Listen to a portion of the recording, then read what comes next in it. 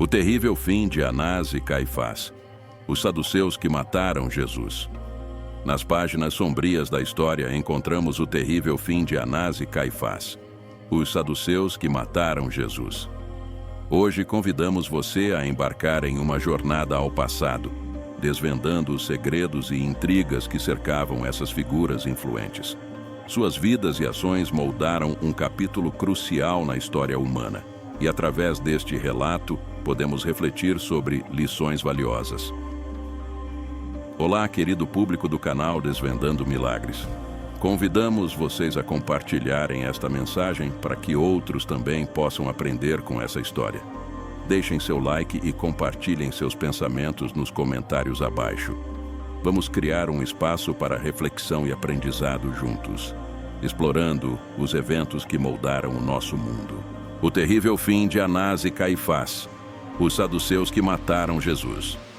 Nas páginas sombrias da história, encontramos o terrível fim de Anás e Caifás. Os saduceus que mataram Anás foi nomeado sumo sacerdote entre os anos 6 e 15 depois de Cristo pelo governador romano Quirino, até que o procurador romano Valério Grato o removeu do cargo e posteriormente o concedeu ao seu genro, Caifás. Depois disso, Anás testemunhou vários membros de sua família se tornando sumos sacerdotes. Neste vídeo, estaremos falando sobre a vida e morte de Anás e Caifás. Antes de começarmos, não se esqueçam de se inscrever no nosso canal e ativar o sino de notificação para não perderem nenhum vídeo. A Palestina tinha um chefe de governo que deixava pouco espaço para manobra para os líderes locais. Isso levou a uma relação complexa entre os líderes religiosos judeus responsáveis por manter a ordem no Templo de Jerusalém, enquanto as autoridades romanas buscavam manter o controle político. Naquela época, o Templo de Jerusalém era o coração espiritual e religioso da vida judaica. Todos os anos, milhares de peregrinos vinham lá para oferecer sacrifícios e cumprir seus deveres religiosos. Isso lhe conferia um simbolismo poderoso e alto valor político para aqueles que controlavam o templo. Neste contexto de ocupação romana e alta tensão religiosa, Anás e Caifás surgiram como líderes religiosos influentes, ambos pertencentes à poderosa seita dos saduceus. Os saduceus e fariseus tinham visões diferentes das Escrituras. Por exemplo, os saduceus não acreditavam na ressurreição dos mortos ou no mundo espiritual, enquanto os fariseus acreditavam na ressurreição e no mundo espiritual. Os saduceus tendiam a ser ricos e compravam as posições mais poderosas dos romanos.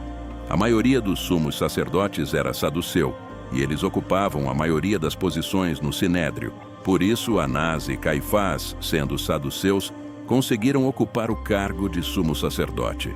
Isso os tornou figuras centrais na vida religiosa judaica e lhes deu poder e autoridade sobre os assuntos do templo. A relação entre os líderes religiosos judeus e romanos era complexa e frequentemente tensa. A ocupação romana gerava um medo constante de revolta e perda de privilégios. Essa tensão fornece o pano de fundo para entender as ações e decisões de Anás e Caifás, especialmente em relação à sua participação na prisão e julgamento de Jesus. Então, com esse contexto histórico em mente, continuaremos a explorar quem eram Anás e Caifás. Anás foi nomeado sumo sacerdote em 6 depois de Cristo, durante o governo de Quirino, o governador da Síria, e ocupou o cargo até aproximadamente 15 depois de Cristo. Durante seu tempo como sumo sacerdote, Anás estabeleceu um sistema de sucessão em sua família, garantindo continuidade e poder religioso. Seu controle sobre o sumo sacerdócio lhe conferiu considerável poder no Templo de Jerusalém. Ele era responsável por supervisionar rituais, administrar sacrifícios e fazer cumprir as leis religiosas. Essa posição não apenas o tornou um líder religioso, mas também uma figura política chave, já que o templo era um centro de poder e controle na sociedade judaica. Anás também controlava o imposto do templo e a troca de moeda. Em Lucas 19:45, vemos que Jesus os expulsou do templo, acusando-os de transformá-lo em uma caverna de ladrões, profanando a religião. O negócio de vendedores de animais e agiotas no templo era o mais lucrativo da cidade. O Talmud judaico afirma que a casa de Anás era amaldiçoada, rica e sem escrúpulos, junto com os líderes corruptos do sacerdócio, cuja presença profanava o santuário. Isso é atribuído aos seus planos de perseguição. Por outro lado, Caifás era casado com a filha de Anás, e ambas as famílias eram ricas e pertenciam à aristocracia. Caifás foi nomeado sumo sacerdote por volta de 18 depois de Cristo, por Valério Grato, e sua nomeação marcou um ponto crucial na narrativa bíblica. Assim como seu sogro Anás, Caifás assumiu um papel de liderança no Templo de Jerusalém e na comunidade judaica em geral. Sua relação com Anás é interessante e significativa. Mesmo que Anás não ocupasse mais o cargo de sumo sacerdote na época, sua influência ainda era palpável. Ao se casar com a filha de Anás, Caifás se tornou parte de uma dinastia sacerdotal que mantinha considerável controle sobre assuntos religiosos e políticos na Judéia. Uma das frases famosas de Caifás na narrativa bíblica ocorreu após Jesus ressuscitar Lázaro. A notícia de que Jesus havia ressuscitado Lázaro chegou ao conselho. E no conselho, Caifás fez a famosa pergunta encontrada no Evangelho de João 11:49-50. Vocês não sabem nada nem consideram que é útil para nós que um homem morra pelo povo e não que a nação toda pereça? Esta declaração de Caifás referia-se à crença de que a morte de Jesus evitaria uma revolta e protegeria os interesses da liderança religiosa judaica. A declaração de Caifás foi como uma profecia de que Jesus morreria pela nação inteira e não apenas pela nação, mas também para reunir em um os filhos de Deus que estavam dispersos. A história bíblica narra que após a declaração de Caifás, todos no conselho concordaram em matar Jesus. Durante o ministério de Jesus, as tensões entre ele e a liderança religiosa judaica, representada principalmente por Anás e Caifás, aumentaram gradualmente.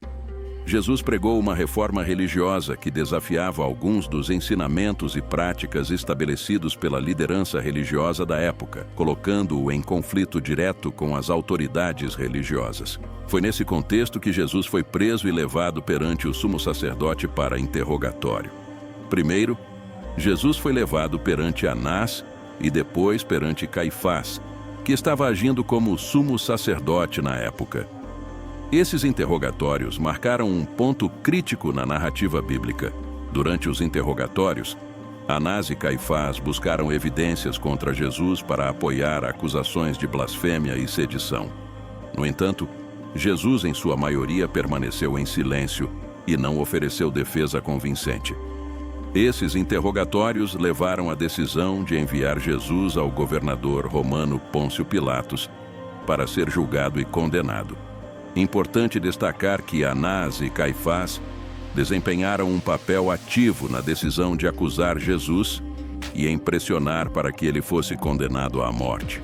Sua influência política e religiosa contribuiu muito para a subsequente crucificação de Jesus no Monte Gólgota.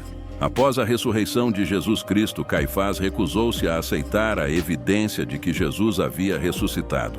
Por esse motivo, ele aprisionou e tentou matar Pedro e João, e mais tarde participou da morte de Estevão. Caifás também autorizou Saulo a prender qualquer cristão que encontrasse em Damasco.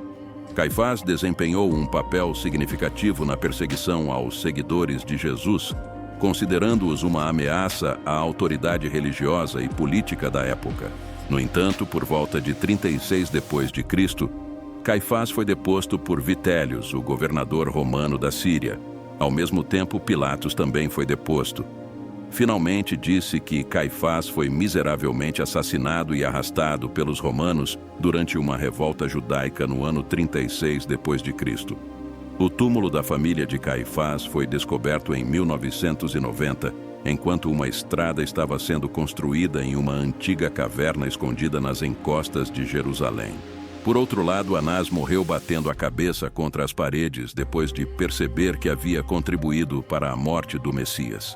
Como nota adicional, o neto de Anás, filho de Teófilo, foi nomeado sumo sacerdote por Agripa II em 65 depois de Cristo. sucedendo Jesus de Gamala. Ele foi o último sumo sacerdote antes da destruição do segundo templo pelos romanos em 70 depois de Cristo.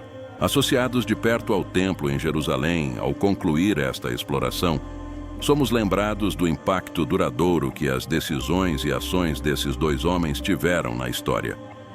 Seus papéis na narrativa da crucificação de Jesus são um testemunho das complexidades da vida e das escolhas que moldam destinos.